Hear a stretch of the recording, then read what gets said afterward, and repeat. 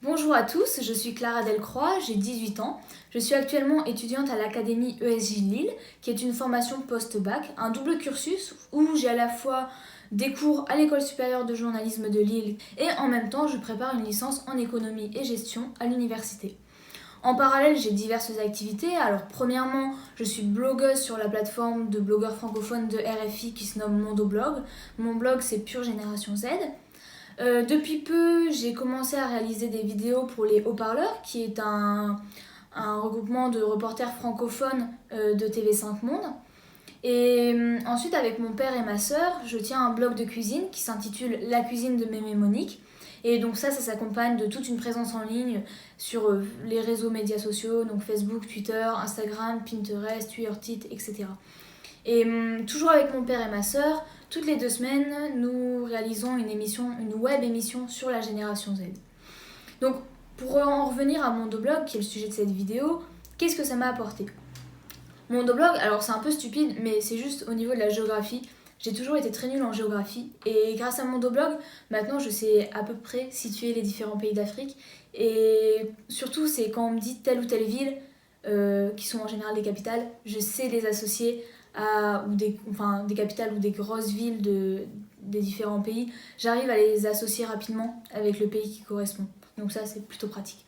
Et sinon, au niveau des particularismes culturels des différents pays, je pense que je les ai un peu assimilés. Parce qu'en fait, c'est assez étrange, on parle souvent d'une culture africaine quand on est en France, mais il n'y a pas une culture africaine, c'est-à-dire que chaque pays d'Afrique a sa propre identité et ses propres particularités. Donc je pense que Mondoblog, ça m'a beaucoup appris à ce niveau-là. Et après, c'est au niveau de l'actualité, de ce qui se passe en Afrique.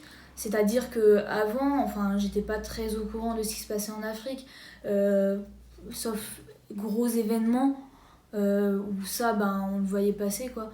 Mais j'étais pas vraiment au courant. Mais maintenant, quand je vois il s'est passé tel truc dans tel pays ou dans tel autre pays, je me dis, ah, mais c'est vrai, il y a machin qui habite là-bas. Bon, je vais aller voir parce que ça peut être intéressant pour comprendre ce qui se passe, comprendre sa situation. Et donc, je pense que je m'y intéresse davantage. Et en même temps, parfois, c'est intéressant de remarquer que des médias français ne parlent absolument pas de tel ou tel événement qui s'est produit en Afrique, alors qu'en fait, c'est un gros événement pour les habitants de ce pays. Et ensuite, il faut savoir que Mondoblog, on blogue, mais en même temps, on a des retours sur ce qu'on fait. Et une fois par an, une formation est organisée. Donc moi, j'ai eu la chance de participer à la formation qui avait lieu en 2016 lors du sommet de la francophonie. Et cette formation, on apprend pas mal de choses sur des sujets qui sont assez variés mais qui touchent toujours au blogging. Donc je pense que ça m'a permis d'acquérir différentes capacités, différentes compétences plutôt, c'est mieux. Et en plus, le fait d'avoir rencontré d'autres blogueurs, c'est une vraie richesse parce que on n'est pas vraiment tout seul, on sait qu'on a des gens qui peuvent nous aider. Donc par exemple, quand j'ai un problème en HTML ou CSS, je demande à une personne, je sais qu'elle saura en général me répondre. Si j'ai une question sur tel sujet, je vais demander à telle autre personne qui saura sûrement me répondre.